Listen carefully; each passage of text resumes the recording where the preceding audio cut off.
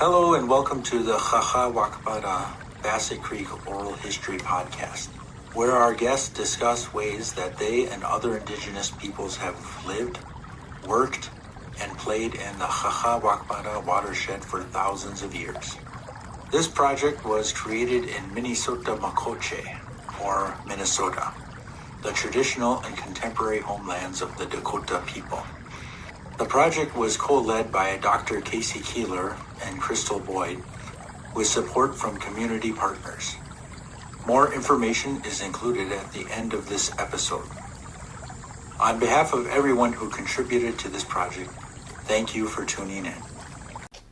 Good afternoon. I am joined today by Eric Buffalohead, who will be partaking in the Wakpadan Bassett Creek Oral History Project. Good afternoon, Eric. Good afternoon. First question for today is, when and for how long have you lived or worked in the area around Bassett Creek? Well, quite a long time. I moved to St. Louis Park in 1979, so I would have been in 8th grade. And I lived, right south of there in St. Louis Park, right across 394, from 79 until probably around 95, when I was in grad school or finishing up grad school and got married, and then went to St. Paul for a while, and then we started sending our kids to Breck in 96, I think it was. And eventually we moved, me and my wife, to Plymouth. Okay. And we lived in Plymouth until 2016 after our twins graduated from Breck. So we were in the area for a long time, Where do you live? 35 years. Where do you live now? I'm in Burnsville now. Oh, you kind of went to the other side of the metro area. Yeah, we went south. When we got married, we lived in student housing on the St. Paul campus of the University of Minnesota, and then we lived in Minneapolis for a while, and then lived in St. Paul for a while, and then eventually went out to Plymouth. But then my wife took a job at Blue Cross, which was in Egan, so we decided to reduce her commute after the kids finished Breck. So there was no real reason to stay out there anymore. Right. So we decided to move closer to where she worked. She didn't work there anymore, but we just decided to stay in the South Metro because we've got a nice place we like, and it's an easy commute. Good. So you mentioned that you moved to St. Louis Park with your family when you were a youngster. Do you know what brought your family to that area? I think it was that we came back to Minnesota after spending some time in Washington and Colorado because my dad was a prof like me, and we decided it was time to come back to Minnesota, and he just wasn't real impressed with the Minneapolis or St. Paul schools where I had gone to elementary school. So I decided I think it would be best to live in the burbs where I'd probably get a better opportunity to prepare myself for college, and I think that was probably true. I share his sentiments. I'm not real impressed with the Minneapolis or St. Paul public schools. Mm-hmm.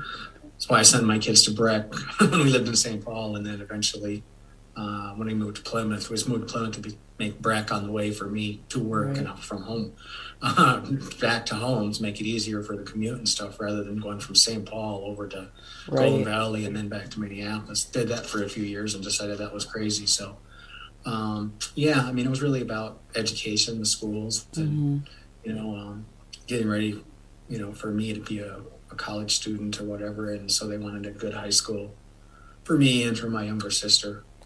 So when you were school age, where did you go to school? In St. Louis Park?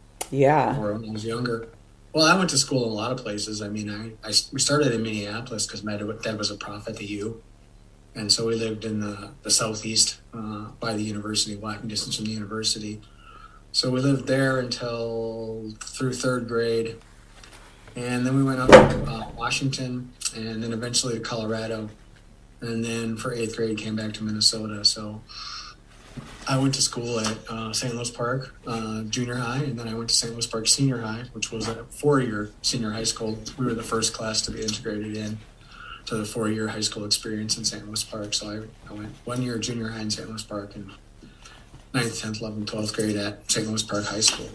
So, yeah, that's where I went. And then, was in the area doing a lot of stuff. I guess I didn't even realize that St. Louis Park had its own high school. Yeah, it does. It does. Because, Golden Valley is part of the Hopkins School District. Mm-hmm. So it's just kind of different because Hopkins is a really small suburb, but it's this huge school that includes parts of Minnetonka and all of Hopkins and Golden Valley. So, yeah, St. Louis Park is still its own district. It's not a real big suburban area, but it was nice. I liked living there. It was cool.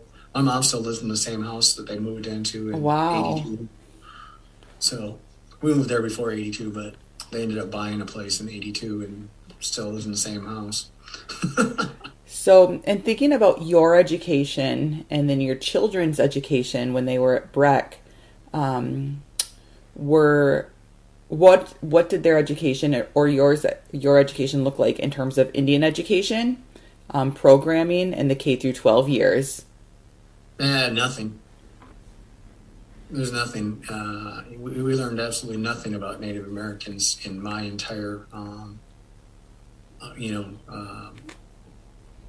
primary and secondary and high school education. We learned nothing. In fact, I'm a professor, so I often tell my students about my experience in American history in 10th grade. And we spent, 9 months and hour a day in American history, and we only talked about American Indians one day in that whole 9 months, and that was the Custer thing. And of course, he made it out for us to be the bad guy in that whole thing. So nothing. There was nothing that we ever learned about Native Americans in any of my education.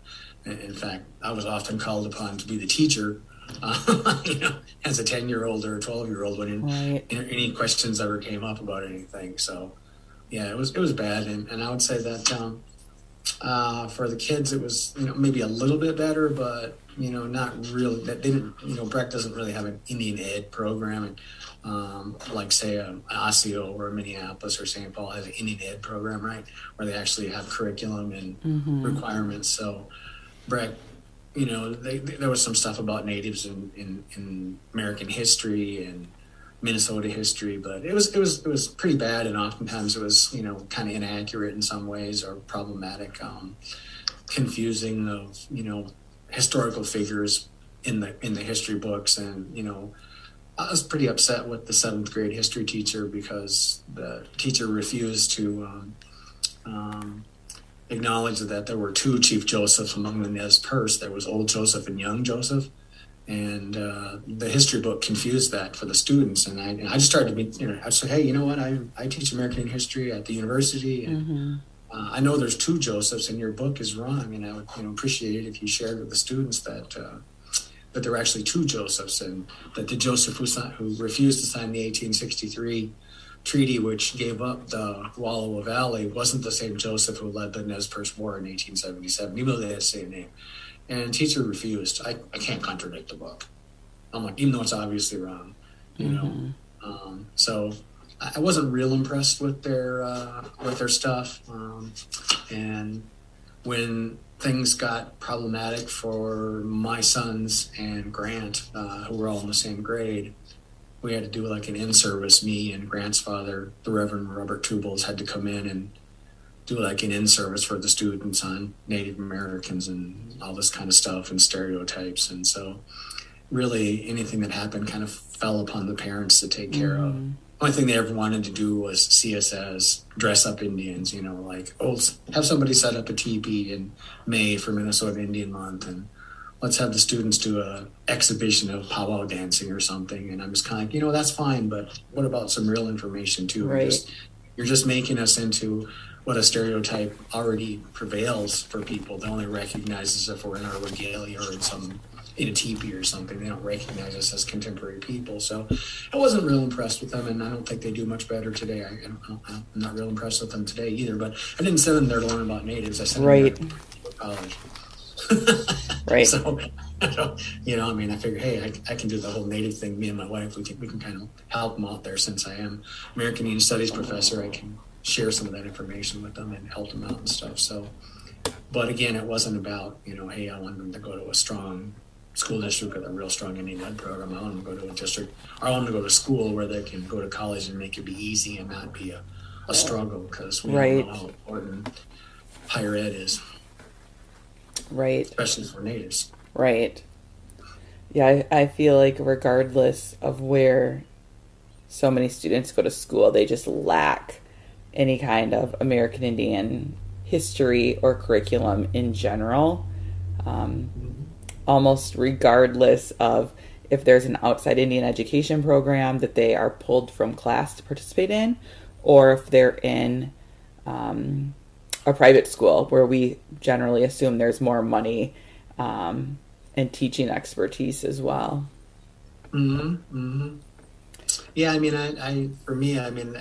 teach American Indian Studies at Augsburg, and so teach Introduction to American Indian Studies every semester, and I get the same comments from students. It's like, how come I had to come to college to learn about Native Americans? Right. Yeah, go ask your school board, I guess. I agree. I teach Intro to American Indian Studies here at the University of Wisconsin, and it's the same questions every semester, and students are eager to learn it too. So it really is unfortunate that they're not getting it earlier. It is. And then, some of the things I hear is, well, they're too young for the negative stuff. And it's like, well, it's not all negative. There's a lot of positive things we teach about natives, all the foods and ideas and thoughts and medicines and all the words and everything that we have contributed to America. That can all be painted in a positive way. I probably shouldn't talk about Sand Creek or something to fourth graders, but there's a lot of things you could do to set the table for them to learn about us. And, like in Minnesota, why is there an Indian in the state seal? It's just kind of like there's an Indian riding away. It's like, well, what's the meaning of that? What's the point of it? You're living in the state of Minnesota. You got to have some idea why the state flag and the state seal has an Indian on a horse riding away or whatever. But most people just, they didn't even realize it was there. It's like, well, maybe you should take a closer look. Yeah. Take some of our classes. Yeah, you should take some American Indian Studies classes. So, yeah, that's the thing I run into. Why did I have to wait till this point to learn this? And, it's like, well, I agree with you. You should. I shouldn't have. If it was up to me, we'd have American Indian curriculum, all the way through high school. And so give people a baseline so they could be informed and, start to dispel or at least understand why the stereotypes out there exist, and deal with those kinds of things. Right. And thinking more about community, both when you were growing up and even now as an adult, or when you lived in the West Metro in particular, did you know any Native families in the community? In high school, sure, there was one other Native family in Samples Park who had a daughter in my grade, and actually her older sister was a student of my father's at the U, so we knew them. And there was one other Native kid who lived in Minneapolis but came to St. Louis Park schools through 10th grade that I knew. But pretty much I was the only one who graduated in my class who was Native. The girl, a friend of our family, she got pregnant, dropped out, that whole unfortunate thing, never went back. So I was the only one. Okay. When I was in high school, there was probably one in each grade or less Native Americans. And some of them were, like one girl I knew she was Native, but I don't think she knew she was Native until she really got older because she was adopted. And it's like, look, you're Native. Look at yourself. Look in the mirror. You're obviously not a white person. Wow, maybe I'm Native. I don't know. It's like, well, come on, you look like a Native person. You're obviously a New World person. And then she actually did. I ran into her a few years ago, did reconnect with her community, moved up north. Turned out she was Ojibwe and moved up north. Okay.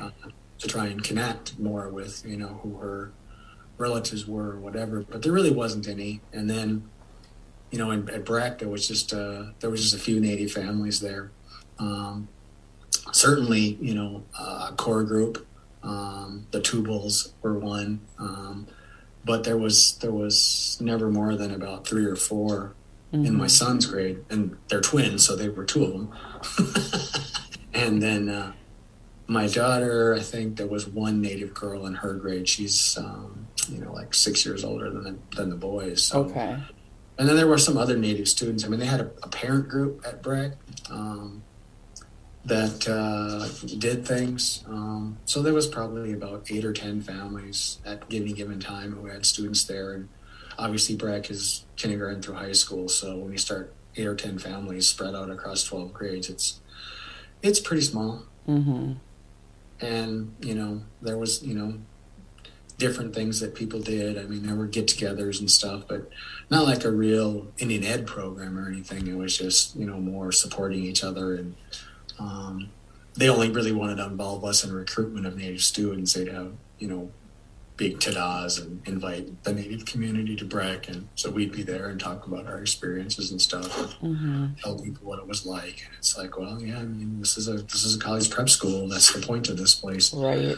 And so, if you're sending your kid here because you pretty much plan that college is a given, right?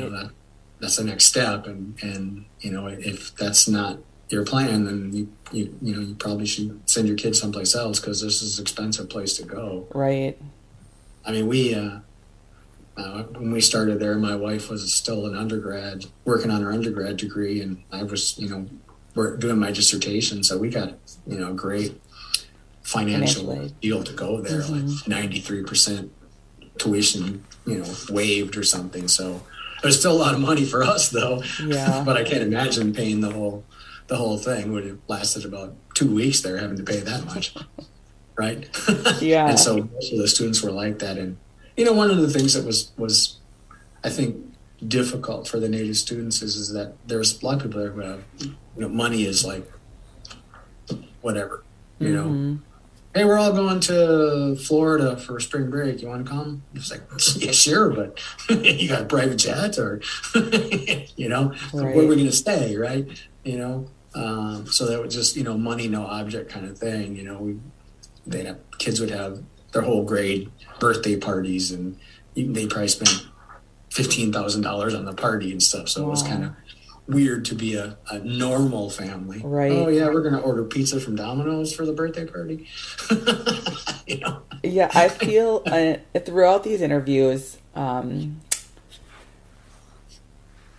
socioeconomics have definitely come up. I think being from the Twin Cities, we think about the West Metro in particular is a more like affluent, wealthy area. But I think there's also big differences between the West Metro when we think about like Crystal Robbinsdale versus St. Louis Park and Golden Valley versus Plymouth versus Minnetonka and Wayzata. But that's something you observed as well living in the St. Louis Park area. Oh, yeah. St. Louis Park is, there's some really wealthy people who live in St. Louis Park, too. There's the Westwood Hills area, which has got some really, really wealthy people who live there, too. So, for Breck, when the kids went to Breck, that was always a challenge, about, the money issue of what people were going to do and how much it would cost. And, just they'd have a party for a birthday party and give out gifts, and they're like $60 things to each kid, and it's like, you think of a prize for the kids at a party. I'm thinking like a $3 mini football or something. Right. People are giving out like Xboxes or something. Oh, here, take an Xbox. This is like, okay, it's great that you can be that generous, but in the same sense, it's just a little awkward. Right. I agree. Similarly, in terms of socioeconomics and place in the suburbs, a lot of the conversations that I've been having, we think about housing and access to housing, why people move to the suburbs. A lot of it is about education, but for some folks, it's also about home ownership. So in your experience living in the suburbs in the West Metro, was your family able to access home ownership? Did you rent? Did you live in an apartment? We pretty much rented until they bought that house in St. Louis Park in 82 or 84 or whatever year it was. When I was growing up, my mom didn't work. She didn't work until my sister went to school. So we had one income. Dad was a prof, and he made good money and we did stuff, but we weren't certainly not wealthy. And since neither of my parents came from any money, there was like no grandparents or somebody to say, "Oh, here, I can give you $4,000 down payment on a house or something." So right, we were pretty much renters, and there was a lot of discrimination in the renting towards us as well. I mean, we finally figured out my mom's a white person, just send her. Mm-hmm. She'll go talk to them, and then, oh, sure, you can rent the house. Right. And then after the contract signed, then the rest of us would show up. Well, I'd assume that would also be a challenge for your family with a name like Buffalohead, too. Mm-hmm. Yeah, well, she just called him and said, "Hey, my name's Priscilla, and I'm gonna do this and that." And she's a white lady and shows up and looks around. You want to rent it? Sure, okay, sure. And then at that point, what are they gonna do? Right. Check. Oh well, maybe I don't want to rent you or whatever. But and I experienced stuff like that too. When I tried to rent with my last name, never get called back or told that it's no longer for rent, and then get one of my friends to call 2 days later and they'd arrange a showing, and it's like that's kind of why we bought a house, my wife and I, as fast as we could when we got out of university student housing. We're just like, let's just buy a house because I don't want to go through this whole renter thing. And my wife's her family's the same way. Her dad's Native and her mom was white. It was funny because her mom used to go do the rent houses, and then they finally bought a house too. So, but I mean, we just started buying houses. Right. I feel like this is so real. One of the conversations I had yesterday, the woman was talking about race-based covenants in homes, across the nation, across Minnesota, but in this region in particular, with places like Edina being very noteworthy. So this was something, racism in the housing market was something that was very real, even in the 1960s, 1970s, 1980s, in the West Metro, for both those seeking home ownership and in the rental market. It was even in the real estate, because my brother-in-law, who looks like me in past, he went in to check out some real estate to become a realtor, and he was kind of told, well, if brown people go and show them Northeast Minneapolis or South Minneapolis, but don't show them these places. It's just like they were that obvious, they were that overt about it. They're not going to fit in there, they're not going to be happy there, so just show them places where they'll be happy. It's just like, so that racism is still, I think, very embedded in the structure here in the Twin Cities. Right, to whereas when we think about redlining, we think about the 1930s, but it was still very active into the late 20th century, if not still today. Yeah, I think there still is. I mean, there's a reason you still see the Native population in the Twin Cities kind of integrated into certain places, and seem to be left out of other places for the most part. There's certain places like Osseo. Oh wow, there sure is a lot of natives up there, and yeah, St. Paul, but Edina, not so much. Right. Is that up? Yeah, so it's interesting, but and a lot of people don't, they don't even think about it. They don't pay attention to it because it's not something that would impact them as a white person. Right. It's unfortunate. So you mentioned you only knew a handful of other Native people in the area. Did you live near any family growing up, or have any other family in the area today? When I lived in Minneapolis before I moved to the West Metro, there was a lot of natives around. When we lived in the Southeast, there was a lot of natives around then, because obviously Minneapolis was a hotbed of change, and the U.S. American Indian Studies program, and everything that went on here in the 70s. But After we left Minneapolis, I would say not really. I mean, most of the other Native people I knew lived in Minneapolis or St. Paul when I lived in St. Louis Park. And so they were people I'd known from first or second or third grade, or people I knew through my parents and knew the kids. And, they lived someplace else. And, and when we lived in Plymouth, we lived in a very, very white neighborhood. Everybody was white in our neighborhood. The only place you saw people of color was in the apartment buildings that were a little south of where we lived. So I'm sure it was a shock when we moved in. And people were nice to us. They weren't racist towards us or anything, because I've experienced that in other places, but it was definitely, we were the only ones. And then even then, I'd say most of my Native friends or people I knew didn't live anywhere near where we lived in Plymouth. They lived in Minneapolis or Crystal or, someplace, St. Louis Park, someplace that was, the inner tier of the suburbs, which at that point kind of was becoming a lot browner. Because when I was a kid in St. Louis Park, it was like, there's me, there's a black kid, there was some refugee Asians who were in St. Louis Park. Other than that, everybody was white. The only thing they had for diversity is there's a lot of Jewish people in St. Louis Park. So their diversity was Jews and non-Jews, not BIPOC. Right. And that's changed a lot. That's changed a lot in the last 20 or 30 years. Crystals and St. Louis Parks have really become a lot more diverse, which is good for them, I think. Yeah.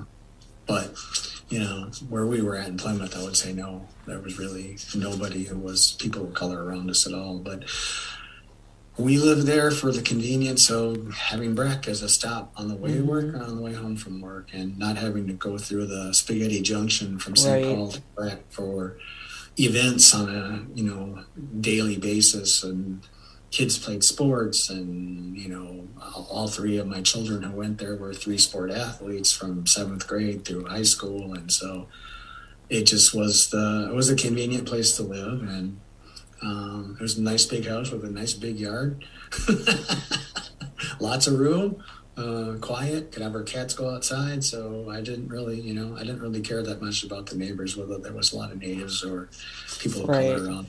I cared about the house because I could go other places for those kinds of things. I didn't, necessarily need to live in a neighborhood around other Native people. I would like to, but, it's just, it wasn't in the cards in that place. And so for us, it was just about, hey, we can afford this house, and it's got 4 bedrooms. Good location.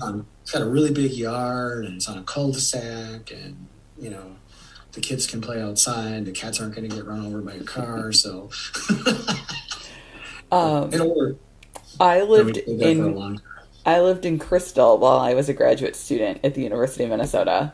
So I'd come down Highway 100 and drive past Breck every single day, but I never really knew anything about it until doing this project. Yeah, it's an interesting place. it was started actually as an Indian school. Yeah, I didn't know that either, and Grant mentioned that. I'm going to have to dig into the history of it. Yeah, it's a pretty interesting place. I would recommend people to go there. I have nothing bad to say about it. I think they could do better, but I'd probably say that about just about 99.9% of schools, including Augsburg colleges. Yeah, same is true of University of Wisconsin. So when You're in Madison? Yeah. So I did my undergrad here, the PhD at Minnesota, and now I'm back at Wisconsin as a faculty member. Cool. I know Madison. I was born there. Oh. Yeah, my parents were grad students in the early 60s. So I was born there. Started my life in Madison. Wow. And I actually went there for 3 semesters in the 80s. Small world. But I left because it was the fall of 84, spring of 85, and fall of 85. And it was really awful to be there as a native then because of the fishing rights thing that was going on in Wisconsin. Oh, yeah. It was really bad for me because Buffalohead, right? There was a lot of people who were saying really awful things to me, and it didn't matter. And I'd tell them, I'm Ponca, dude. I don't have any fishing rights here. I'll say anything special more than you. I'm not Ojibwe. I'm from Oklahoma, and so it didn't matter to them. Oh, you're damn Indians, and they were just all so unfair that you can spearfish because that makes it so easy. It's like, have you ever tried spearfishing? Right. Anybody who says that, I don't think has ever stood in a canoe and tried to spear a fish in the night. You want easy fishing? Get some dynamite. That's easy fishing. Boom! That makes fishing easy.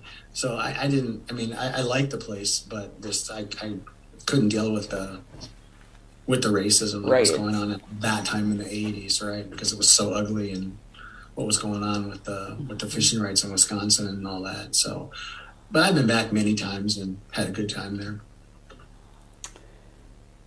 So thinking about Bassett Creek and the geography of Bassett Creek as a native place, have you reflected on Bassett Creek and what it means to live in that area as a native person? I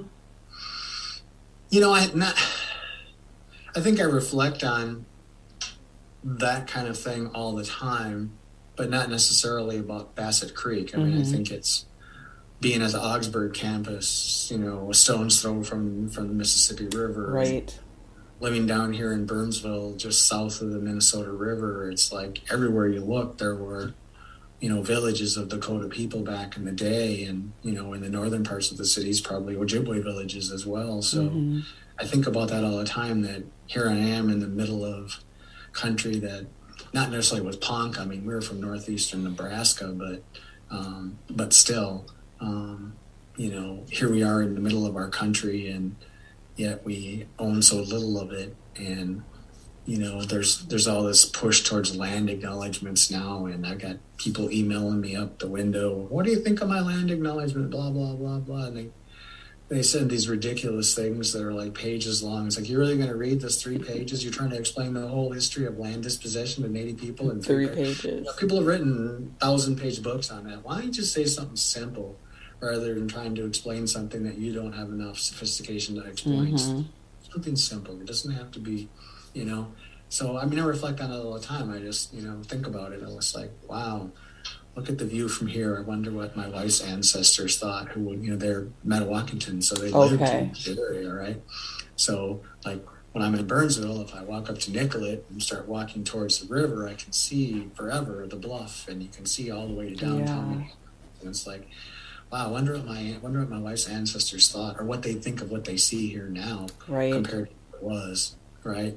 Or to see some of the caves and the rock carvings and other things that still exist to this day that people are astounded by. It's like, well, yeah, sure, right? So I wouldn't say specifically about Bassett Creek, but just the region, being in this important area of, where the Mississippi and Minnesota come together, not that far from St. Croix. It must have been an incredible area of trade and activity for thousands of years, given its strategic location, right? So I think about that all the time.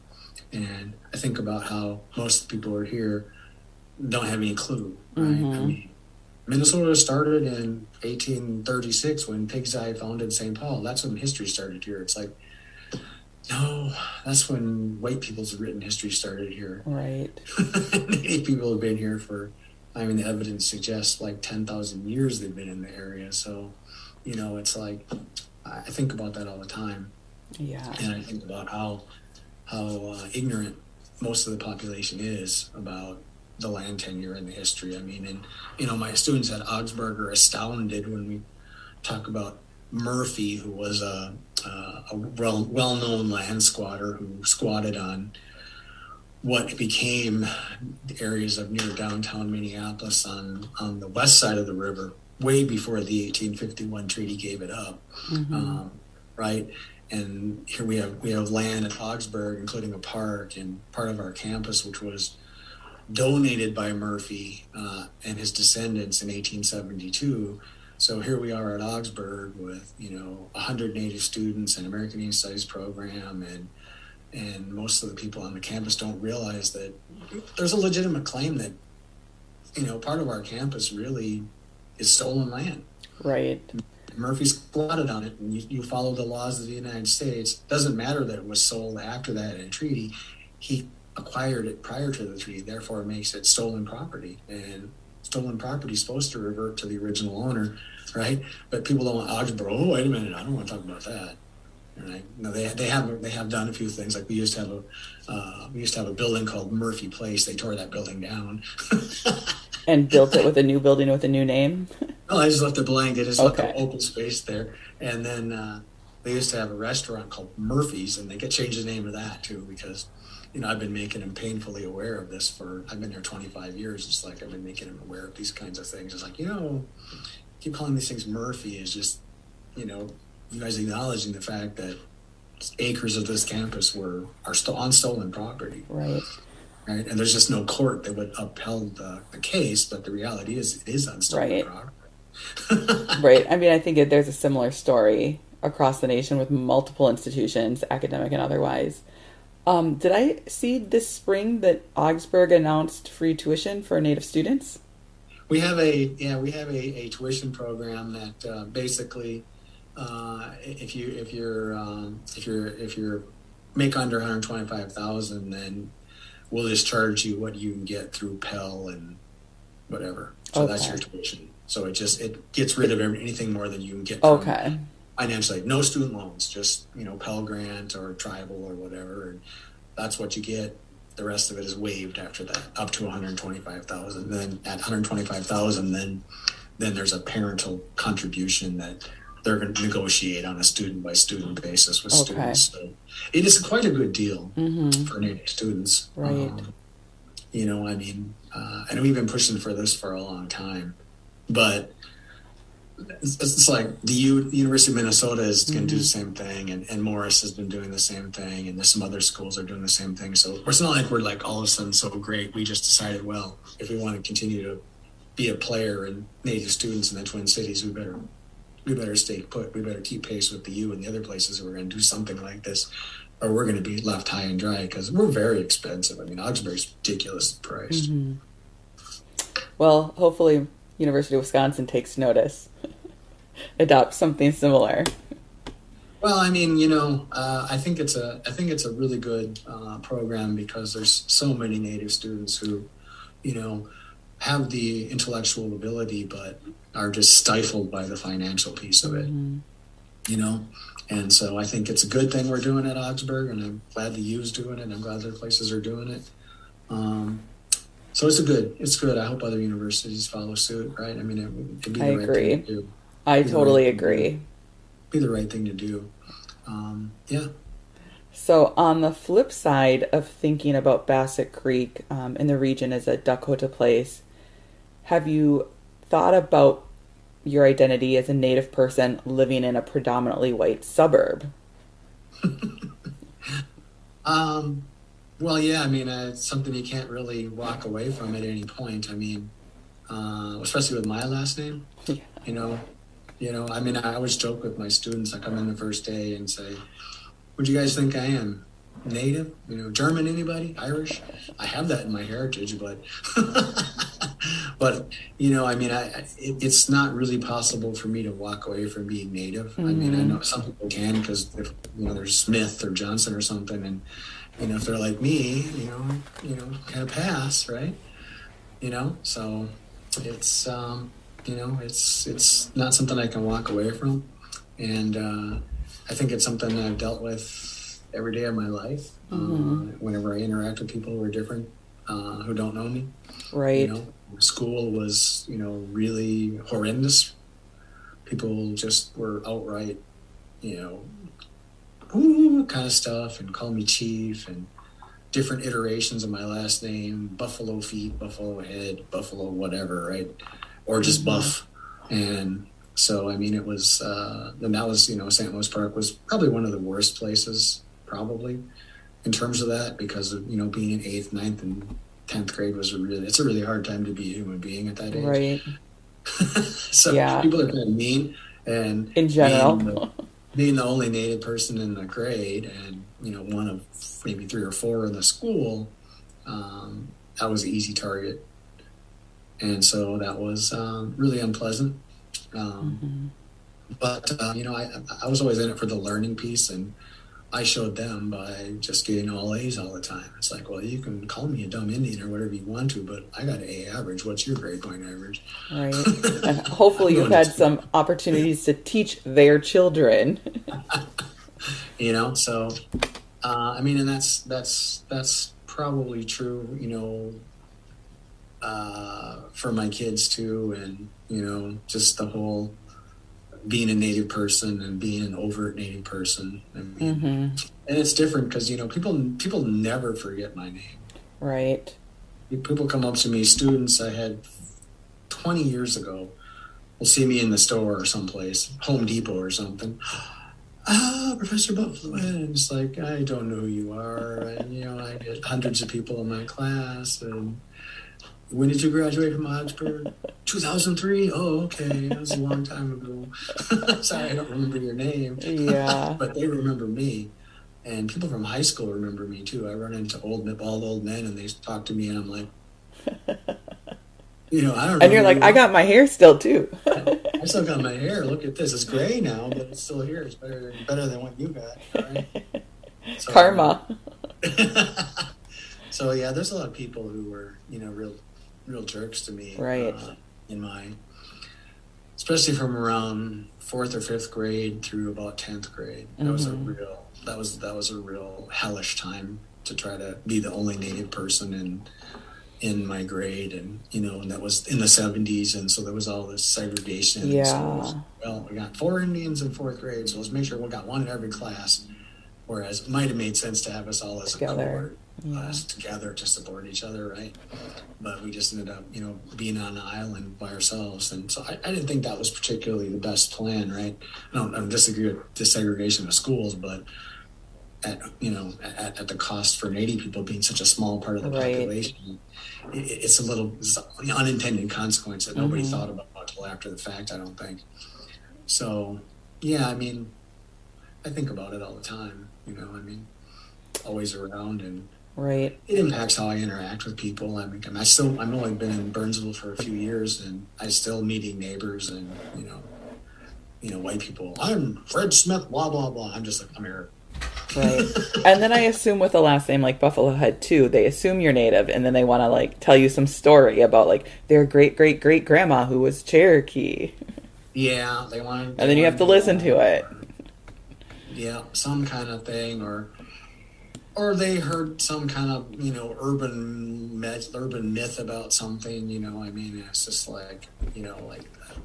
I teach American Indian history, and I want you to write a research paper on something you're interested in. And so there's always some kid from Red Wing or someplace. We got this legend about this Dakota princess who jumped off the cliff into the river because blah, blah, blah. It's like, okay, do you think any of that is real? Because, Dakota people, they weren't royalty, so they didn't have princesses. And why would a girl jump off a cliff into the river? I mean, it's just what's going on here? Can you find any academic sources that you can write that paper about? It's like, other than urban legend, if you can find me some academic sources, we can talk about this paper idea. But why don't you write something about something that actually happened? So I get all that kind of stuff, and then at work, people can find me, so I get bizarre emails about stuff. My grandpa has this tomahawk that I found in a shoebox from 1925, and I want to give it back to the right tribe. Well, how the hell should I know? Send me a picture of it. I'll see it. I mean, it's just ridiculous. Dude probably bought it at a novelty store. Right. It has nothing to do with Native people. It was probably some trinket crap made in some other place. I mean, so I get these weird emails from people about stuff like I should know the answer to what tribe it was based on the shape of. You should know everything about all the tribal nations. So I mean, yeah, that's a weirdness, and so I just lay low with my neighbors. Hi, I'm here. Yeah, I'm trying to think. Cool. I feel like cool. I don't mind any of them, but it's really interesting because my neighbor would be right behind this wall. He's a Latino. Okay. And so he said when he moved here, which was 20 years ago, he was the only brown person in the neighborhood. And so that was an adjustment, he said. Yeah, so you're taking the pressure off a little bit. Yeah, that was funny. As soon as we moved in, they came over, some other brown people in the neighborhood. It's hilarious. And it's funny because there probably are our closest friend, neighbors, is them. I mean, I like the guy across the street that way. He's actually an Augsburg graduate from the 50s, so he always wants to talk about Augsburg. He's a really nice old guy, played hockey there, did all kinds of stuff. You know, Augsburg set his life in motion to put him in this perfect life, and, you know, he always wants to talk about it and stuff. I'm just like, okay, well, you know, it's probably really different than when you were there. Yeah. I'm just thinking, so I went to Coon Rapids High School, and one of my high school teachers is Ojibwe, and now is one of the assistant coaches for football at Augsburg. Really? Mm-hmm. Rich Wilkie is his name. Interesting. But I think he's, his community, I want to say, is Turtle Mountain Ojibwe. Okay. I don't think I know him.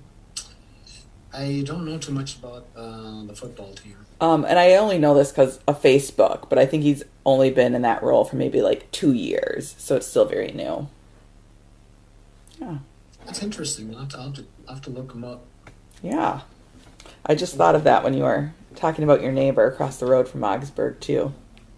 Yeah, because I mean, Augsburg is a really interesting place because people love it. You know, people who have graduated there, it's like this weird love that they have for it, and they just talk about how wonderful it was, and, you know, and it's all this stuff, and it's like, well, that's cool. I mean, I guess I went to UW for 3 semesters, and then I went to the University of Minnesota for 3 more years after that to finish my degree. I can't say that I loved the University of Minnesota. I had some great times there. I met my wife there, but I can't say that I love the place the way, like, my neighbor across the street talks about Augsburg. I met my wife there, and my business partner, and my whole life was set up, and my whole life revolved around the relationships I made at Augsburg, and it's just like, he's a great old guy. I love him. He's a great old guy. He's funny, but he's just one example of the people I meet, you know, or Augsburg people, and it's really interesting. So, in thinking about cultural activities, were you involved in, or are you now involved in any cultural activities in the area? And growing up or even raising your family, is that something you went to Minneapolis to participate in, if at all? Or is that something that you would return to either your or your wife's tribal communities for? Both. Yeah, I mean, my wife's from, her family is from Flanders, South Dakota. So we spent a lot of time there, and then at the lower Sioux and upper Sioux communities, as well as the Shakopee and Prairie Island, because those are family gatherings for her family, being, you know, Minnesota, Dakota. So we did a lot of powwows at those, winter and summer. Certainly a lot of stuff in Minneapolis, art activities, music, powwows, the Indian Center, all that kind of stuff. In the St. Louis Park and Golden Valley area, there's nothing going on there really. I mean, it's, you know, it's either Minneapolis, St. Paul, or, you know, maybe some of the school districts have, like Osseo does a lot of powwow and stuff, and Anoka Hennepin used to, but other than that, there's not much going on in that West Metro as far as Native stuff is concerned, in my opinion. And Breck really didn't do much. And again, you know, they had a day in chapel when they'd bring Native students who wanted to do a dance exhibition with a drum or something. You know, they'd do that. Somebody might bring a teepee and set it up and talk about it or whatever, but not so much there. For me growing up, it was interacting in Minneapolis or St. Paul. And then again, I spent a long time out in Washington and Colorado, so I was gone for, you know, a significant portion of time in between 4th and 8th grade. So out there it was, you know, it was different. Lived in Pullman, which is where Washington State is, and so that was a strong Native area, actually. And Denver, when I lived in Denver, there's a lot of natives in Denver, but that was one of the most racist places I've ever been, living in Denver. And that could have just been, that was like 7th grade, 6th and 7th grade or whatever, and it's just, people are just not very nice at that age. But I'd say that was, you know, I don't look back upon that time with any fond memories at all of being in Denver, other than the beauty of the mountains and but the people, I didn't like the people there at all. Yeah, that's unfortunate. And they were not very nice to me, I mean, and again, as being a Native person, I'm an easy mark, Buffalohead. Mm-hmm. People, are you Native? Yeah. I never really thought about, we think about Native people like being visibly Native and that kind of racism. But I guess I hadn't really thought too much about when you have a really visible last name, like Buffalohead. And I did interview Grant Tubles on Monday, but he didn't speak at all really to any of these experiences with his last name.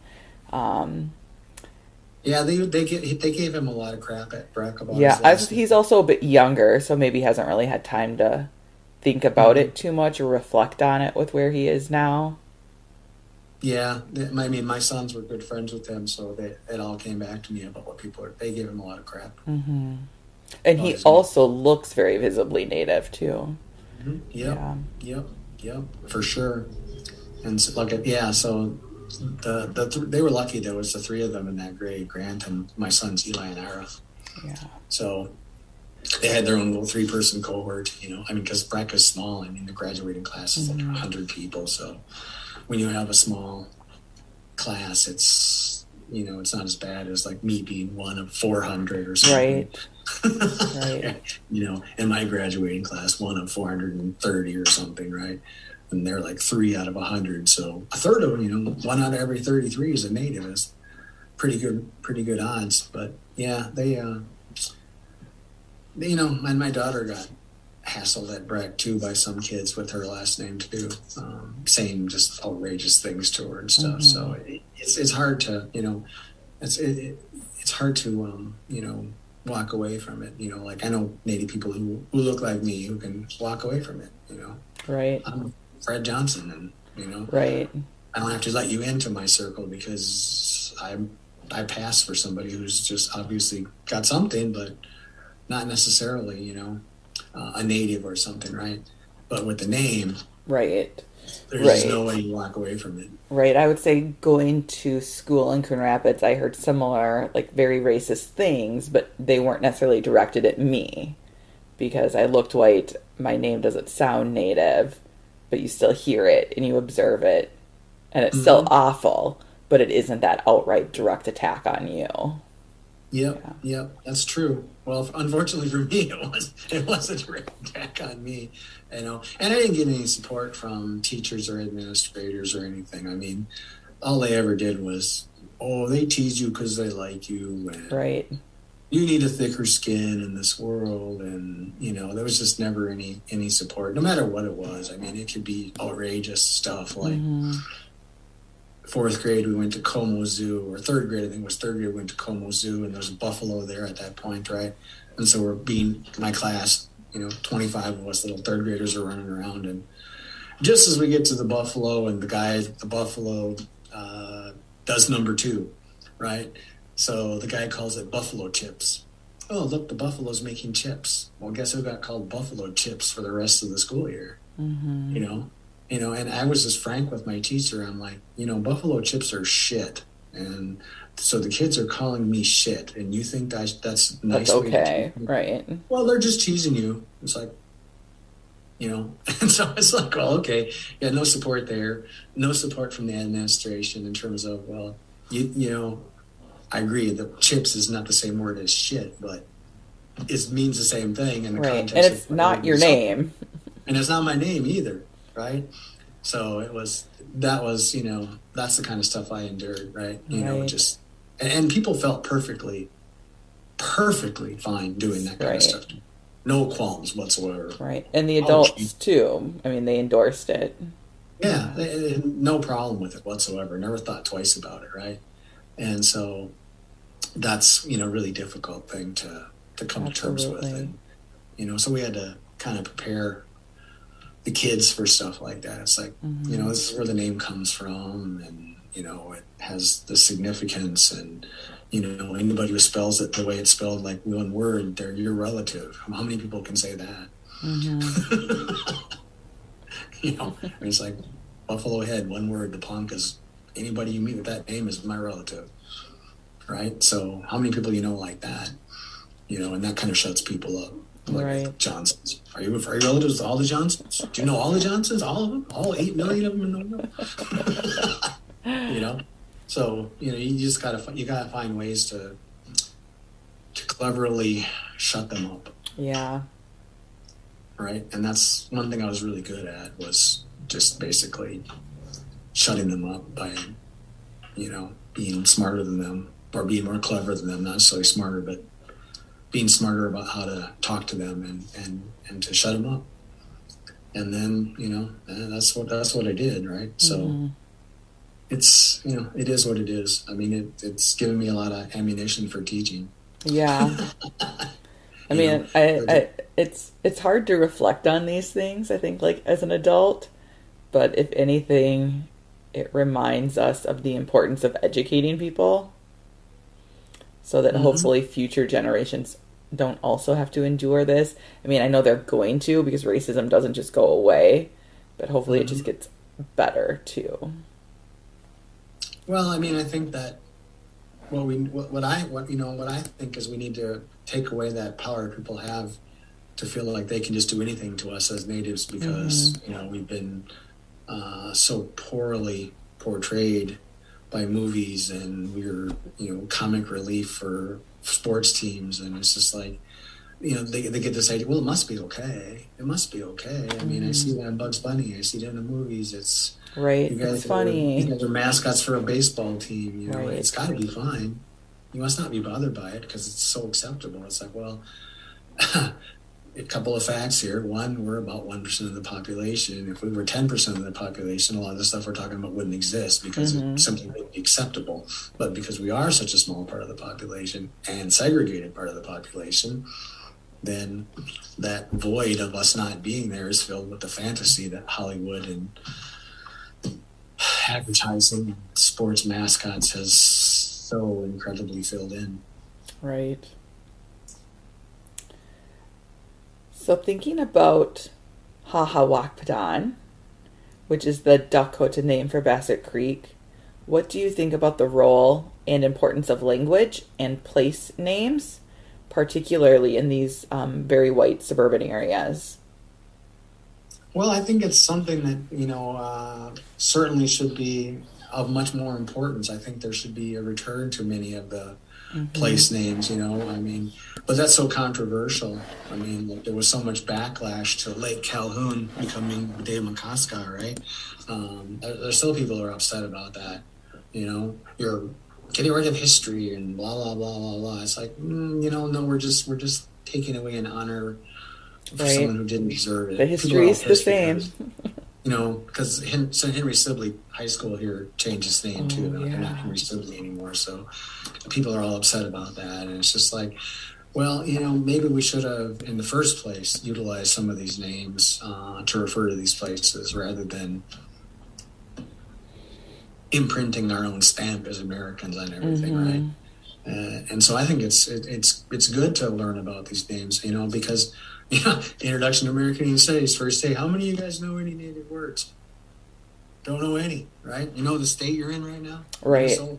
That river right across over there? Mississippi. They just don't get it. They don't understand how so much native language in places and foods and animals and names of trees and place, all this has that they use all the time, and they don't understand that. Right, and they're okay with that.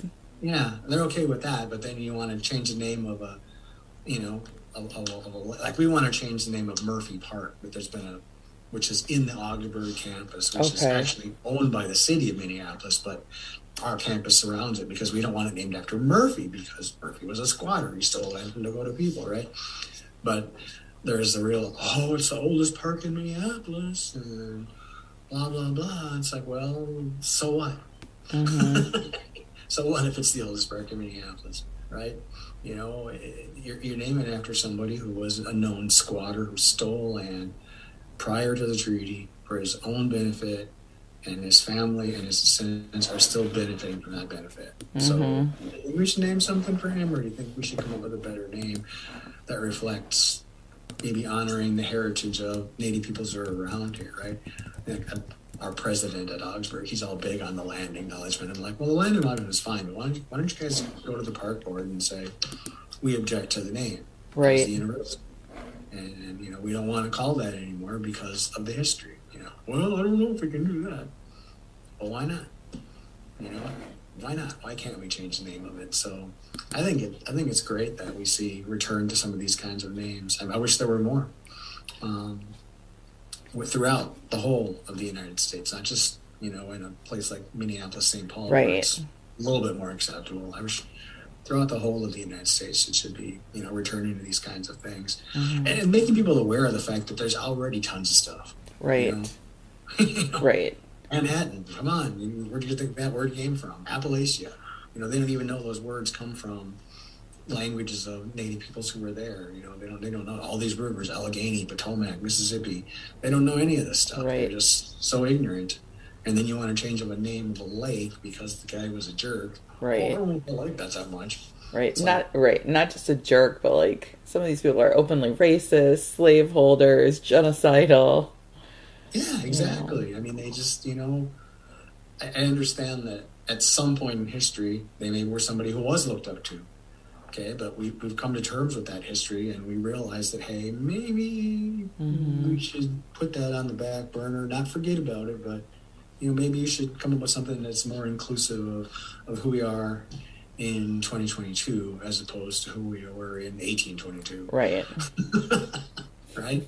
But people, you know, I mean, it's funny because I live in Burnsville, right? You know, and so there's still people around here who are pissed that they changed the name of Burnsville's high school from the Braves to the Blaze back in the 90s. It's been 30 years. 25 years. It's like one letter difference.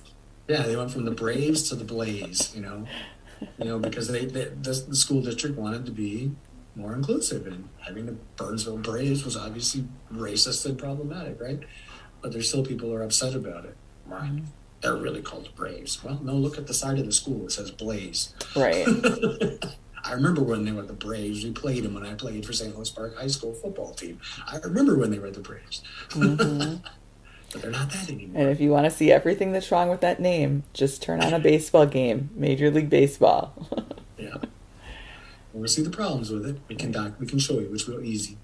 Yeah, in the 90s, though, to make that change was, I feel, was relatively early in the whole mascot name change game. Well, Minnesota was pretty progressive, though. It was. I mean, back in, 96 or 7, they basically told all the high schools, we'd really like it if you would go away from those names, you know, and many of them did, or most of them did, really. But, you know, that's Minnesota. Minnesota's, what do you call it, passive aggressive. Oh, okay, yeah. We'll change the name. Minnesota nice.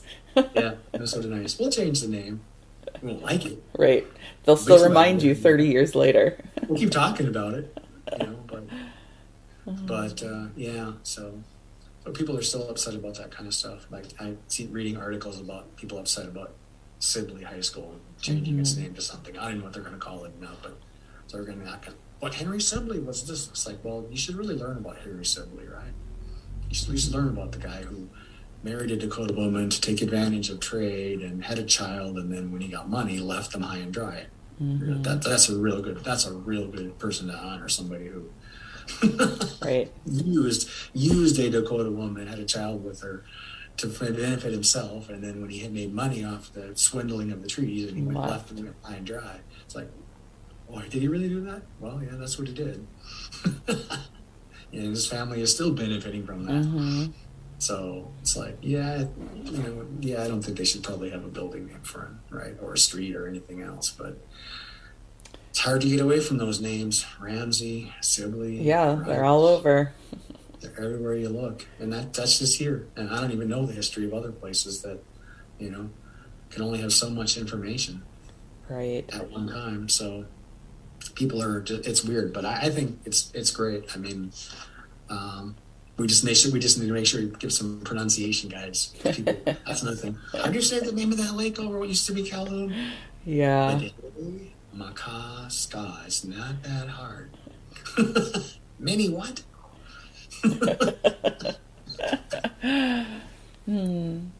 So, this American Indian Oral History Project grew out of a land acknowledgement process. What do you think about land acknowledgement statements? You've touched on them a little bit already. And after the work has been done to create a responsible and respectful land acknowledgement statement, what do you see as necessary and supplemental work to follow? Well, I'm all for land acknowledgements.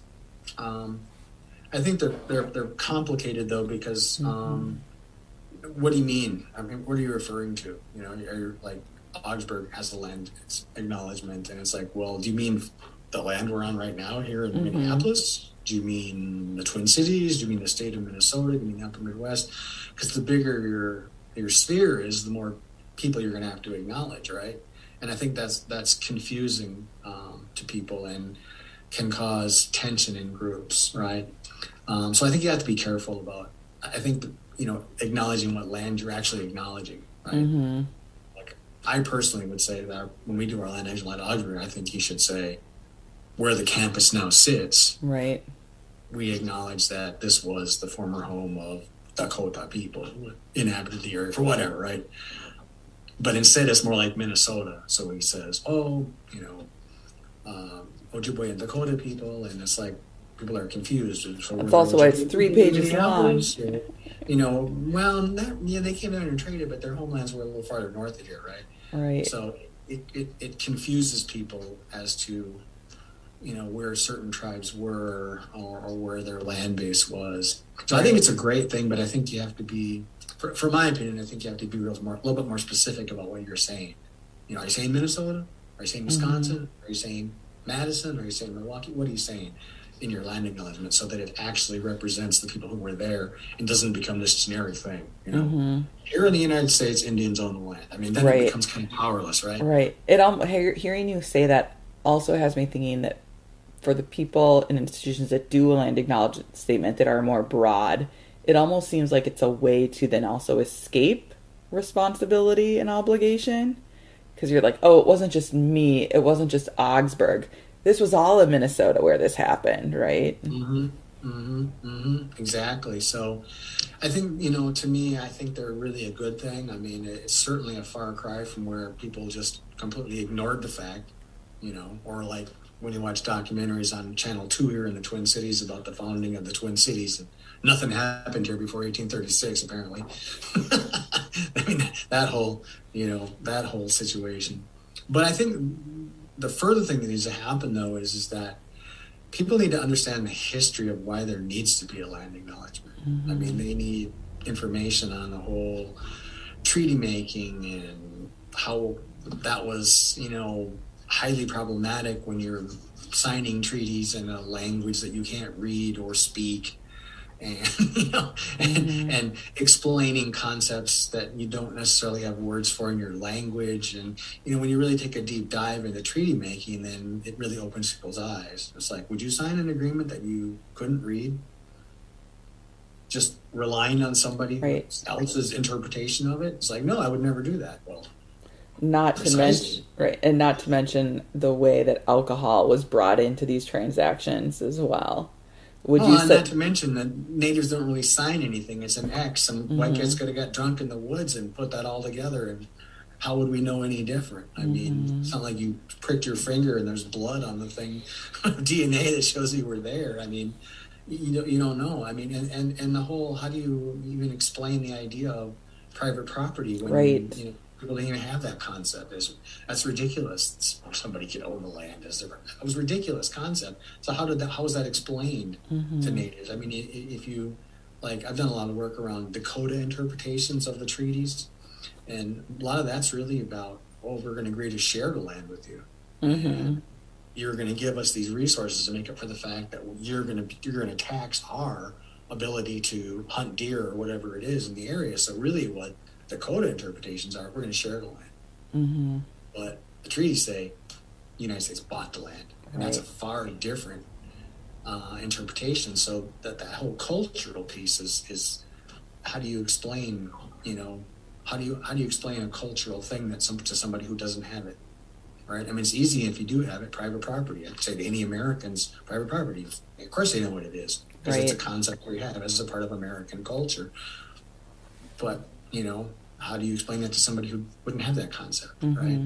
So I think there needs to be a lot of background info on why land acknowledgements need to be made in terms of the whole treaty making relationship and all of the problems that surrounded that with language and culture and if you think about people like Sibley and Ramsey, people had something to gain out of successful treaties, so that you end up with really different interpretations of what was agreed to from the Dakota side. Again, I'm thinking about the 1851 treaty versus what was negotiated by the Americans at Traverse des Sioux and Mendota, right? I mean, you listen to the Dakota oral history and what they wrote down about it after the fact. It doesn't sound anything like what the treaty is, but treaties are legally binding agreements that natives are stuck with, right?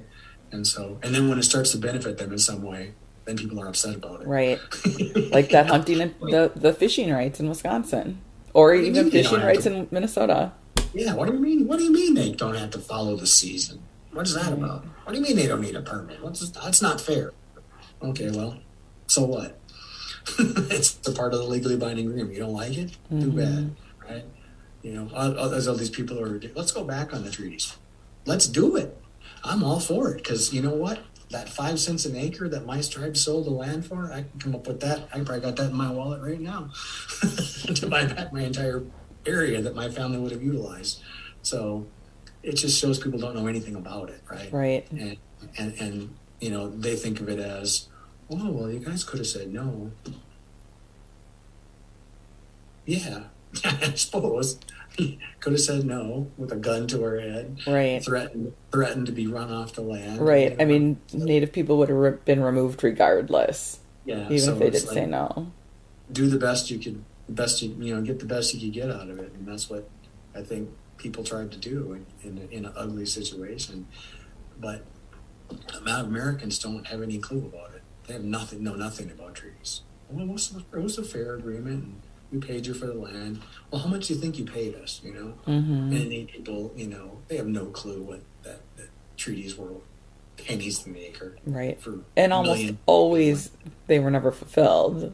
Oh, and then half the time they never paid it anyways. Right. Oh, here's some flour. Here's some bacon. So, eat that. That's we're not going to actually give you any money, right? So they just have no clue. So, I mean, to me, the land acknowledgements are a great step in the right direction. I think they need to be a little more concise about what they're talking about, because, again, I think it can be confusing. But there has to be further education. Otherwise, it just becomes like, something that people say and people don't listen anymore. Right. And then the power is gone. People are just, thinking about what they're going to eat for dinner while they're doing the landing. Right. Rather than listening. Right. So we need more information. It's a start, but there's much more work to be done, and I think it should be more permanent than something that's simply read. Why not a plaque? Right on the side of the building. Like, I think there should be a big ass sign on the Augsburg campus that says that, right? Big ass sign, 20 by 20. A lot of folks have also talked about land back as part of land acknowledgement statements. Mm-hmm. Well, I think that there's certainly a call for bringing and returning lands to tribes. I mean, if you look at the precedent that was set by World War II, for example, where we invaded Germany and then eventually returned the land, and invaded Japan and eventually returned the land, and here we are. We got invaded, right? We got invaded, and we don't necessarily need the entirety of the continent returned to us, but think about what the impact of so little land and how important that is to wealth in this country. Where would we be if we had been able to protect a reasonable amount of land for us to use, right? If they wouldn't have done allotment policy and, another 90 million acres gone and removal and just force the Cherokee and other people off their lands to, solve the slavery and other problems. You think about how much better economically we would be. And if we were better economically, we'd be healthier and socially, and, you know, have less issues around cultural trauma and historical trauma and stuff. Right. I mean, we could be in such a better place. And, you know, the key to wealth is land. And as long as we're, you know, going to be, you know, owning a small, tiny percentage of what we will formerly own, we're not going to change that much. Right. You know, I think a lot about institutions and organizations that will donate money to Native causes, Native nonprofits. And that's their way of like fixing the problem. But it's never about like, let me give you land back. Because as you mentioned, the wealth is held in the land. People know the value. They're not going to give an acre, 5 acres, 10, 100 acres back. But they'll throw $100,000, $1 million. But never, it's never the land. Well, yeah. And that's, you know, that's at the heart of the problem, and that people in the United States don't understand. When it comes to natives, we've been saying for a long time, we don't want the money. Mm-hmm. The money comes and goes. We want the land, because the land is something that is permanent and that can be used to generate food and wealth and other things, whereas money will just comes and goes. Mm-hmm. Like the Black Hills. Proven over and over and over again. You know, here's some money, and, well, look out, Best Buy. Right? Because, I mean, that's the truth. I mean, you know, Poncas, we got a big land settlement in 66 or 68 or whatever, right? And so, you know, all of us got some money when we turned, well, my dad and others were adults, but I didn't get mine until I turned 18. And it's like, sure, but what am I going to do with this $2,000 when I'm 18 years old? You know, I'd much rather have 5 acres of land than $2,000. Because with 5 acres of land, I could build a homestead. I could live there. I could. That $2,000 has been long gone. That $2,000 was, you know, that lasted about a week. Went down to the car dealer and, you know, bought a nice used car. Back in the day, you could buy a nice used car for $2,000, right? But that's also long gone. Got me through college, that car, though. I had that thing for 5 years, and it was dependable, so it was a good $2,000 investment, right? But I would have much rather had the land.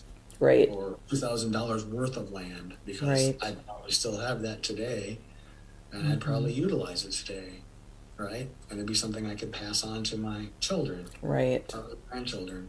But money just, you know, it shows up, and then boom, it's gone. You need a water heater, you need a furnace, your car's broken. You know, put it towards student loans, something.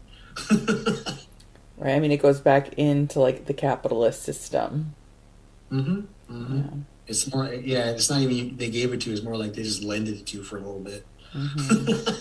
Make you feel good for a few days, and then, oh, it's gone. So, yeah, people just don't get it, right? You know, and I tell my students, and I tell people, it's like, it's about the land.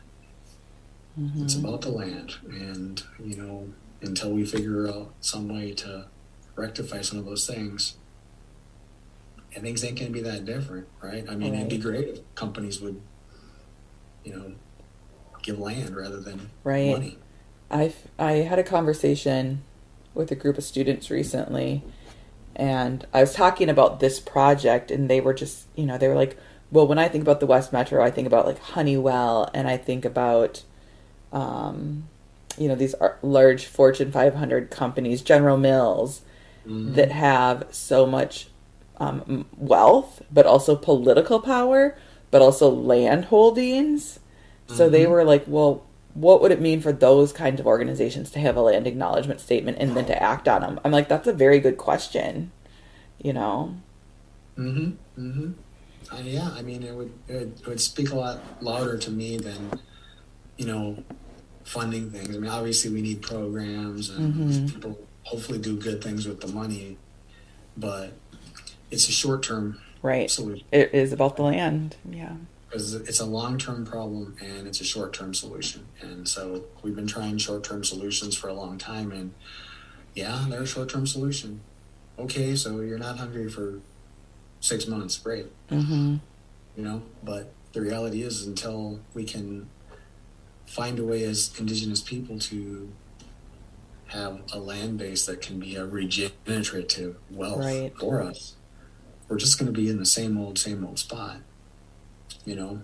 And yeah, I wish that landing lives would go farther. I wish they would become actions rather than simply words. Yeah. But that's gonna be a long time coming if things like that happen, if you ask me.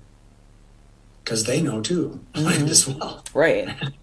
You know, General Mills ain't gonna want to. Oh, we probably could afford to give up 10 acres. No, they're not going to. Right. We could use that money for something. We could use that land to build something else and make more money. So, you know, they understand it. So that's what stands in the way of, you know, real change, I think. And unless, you know, things get really weird or and something happens to force them to start acknowledging these things, you know, which I don't know what that would be, but that would, you know, that's kind of where things need to be, is how do we find a way to do that? Right. So another question, this is taking an environmental turn. So coming back to the Wakpadan Bassett Creek watershed, is there any advice that you would like to give to those who help manage the watershed and surrounding area today, or any particular initiatives that you would like to see? Any advice or initiatives? Well, I mean, I guess I'm for protecting, you know, as much as we can do moving forward. And I would like to see, you know, restoration of native plants and grasses in places where possible. Obviously, you can't do that everywhere, but, you know, it'd be good to try and do some good things to Mother Earth as opposed to continually doing bad things to her. I'd like to see that, you know, and I think it would be good to, you know, involve and get input from more Indigenous folks, you know, who have a vested interest in the area historically or contemporarily, to get their perspectives and their wishes and wants for the area, you know, because I just I'm skeptical of mainstream Americans doing anything other than taking advantage of the area for their own purposes, rather than, you know, seeing it as a resource that should be there for all, like our Indigenous relatives would have thought about it. You know, it's not yours, it's not mine, it's ours, right? We hear that all the time. And I think of mainstream Americans as, well, I'd really like to, you know, I like my view, and so no, I want to build my deck, and I want to put my gazebo here, and, you know, it's all about me. So I would like to see, you know, things at some point return to some kind of more traditional nature, whatever kind of I mean, obviously not in the whole thing, but where you could. That would be something that would be desirable, because I think we've, you know, taken so much advantage of the earth that we need to start thinking about how we're going to turn that tide around, rather than just continuing to use, or there ain't going to be no more human beings. I mean, people just don't listen. I mean, you know, I just have to laugh because people are all complaining about the gas prices. $4 a gallon. It's like, well, but they're still driving the same amount. We were warned of this in the early 1970s. Had we taken that advice in 1974 or 75, dove into electric vehicles and solar power, would be in such a better spot than we are now. But no. We don't want to do that. We want to just continue to burn as much fossil fuel as we can do until it's all gone. It's like, you know, it's like, I know this guy I know, he's like, well, we should just mine and find as much oil as we can anywhere in the United States. It doesn't matter whether it's nature preserve or not. It's like, well, yeah, that would be another short-term solution to a long-term problem, which is just going to make it worse and worse in the end. It might make gas go down to 380 instead of 420, but temporarily, what's it going to mean for, you know, And I talked to this guy. So, I said, that's a short-term solution, because what I want is I want my grandchildren's grandchildren to have clean water to drink and clean air to breathe. And that solution is not going to lead to that. Right. Well, what do you mean? It's like, well, get some education, my friend. That's when your eyes roll back. Just like, yeah. Yeah, it is depressing. Other folks that I've talked to have shared about how polluted Bassett Creek is, but in many ways it's also like so tangible. Like if we can start small, but then we're up against people that are pro fossil fuels, and the damage that does so widespread. Well, and not just that, all the chemicals we use everywhere, and we're just destroying the water. I mean, it's like, how are we going to continue to be as human beings if we don't have clean water to drink? Right. I mean, how are we going to live with no clean air to breathe? But I don't care. How long my gas prices are good while I'm here. Right. It's like, well, that short-term view on humanity is what's led us to where we are right now, right? And that's just not a long-term solution that's viable. I mean, fossil fuels. We should have heeded the advice in the 70s. Think about it. It was 50 years ago. Right. Where we could be. I mean, everybody could have solar panels on their roof and charging stations for electric cars, and we could have developed the batteries by now that you could charge your car and drive it for 4 days and stuff. But nobody wanted to do that. Let's just keep milking the fossil fuels because people are getting rich off it and making a lot of money, and let's just keep doing it. It's like, okay, well, eventually it's going to run out. Then what are you going to do? Right? Right. I mean, it is really depressing. Yeah, I mean, it is. But the thing is that we still have the power to... Right. We can. Not necessarily fix it, but turn it in another direction. Right.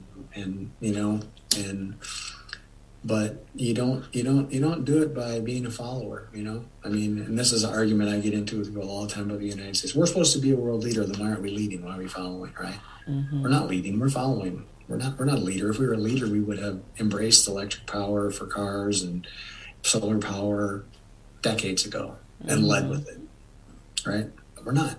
So don't tell me that we're leading the world in anything except the ability to blow it up. So it's depressing, I mean, I think it's disheartening, but I think about what my ancestors were thinking about 100 years ago, being removed from Nebraska to Oklahoma, and it's like people are like, well, it's only a few hundred miles, but yeah, it's another world. It's another world. Northeastern Nebraska is like Minnesota, and I tell you what, Oklahoma ain't nothing like Minnesota environmentally. Plants, animals, resources, the climate. Right. Being moved to another world, and so I mean, I guess we're all going to have our problems we got to deal with. It's just how do we move forward with it?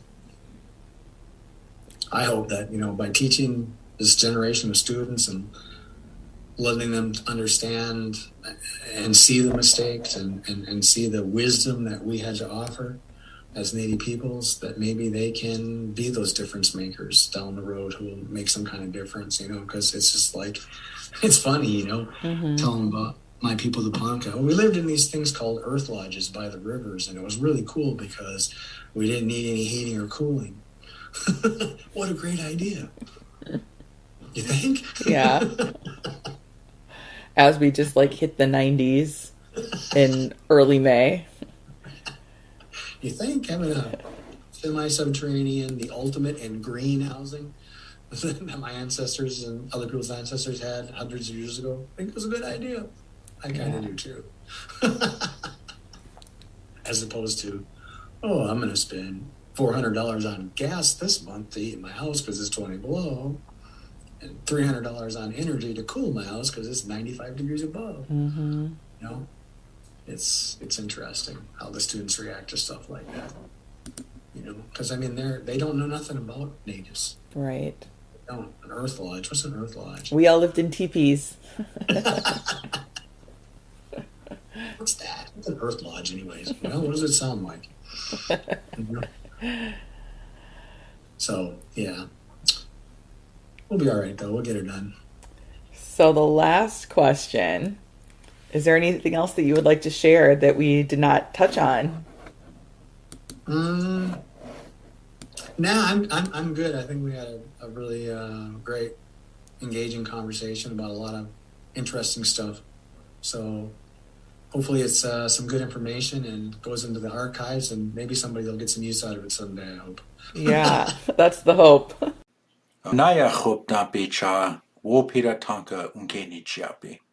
Thank you for listening.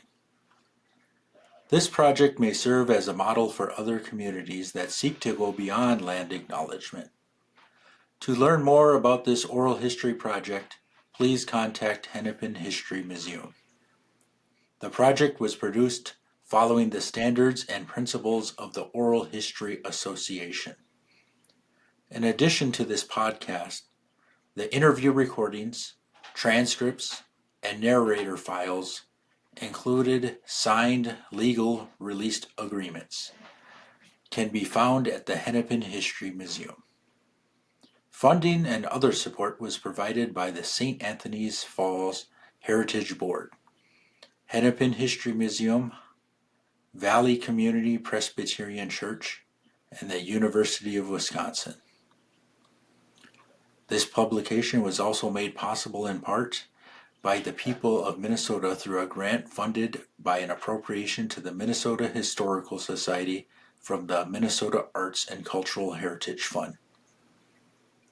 Any views, findings, opinions, conclusions, or recommendations expressed in this publication are those of the authors and do not necessarily represent those of the state of Minnesota, the Minnesota Historical Society, or the Minnesota Historic Resources Advisory Committee. Anaya chopta pecha wopira unkenichiapi. Thank you for listening.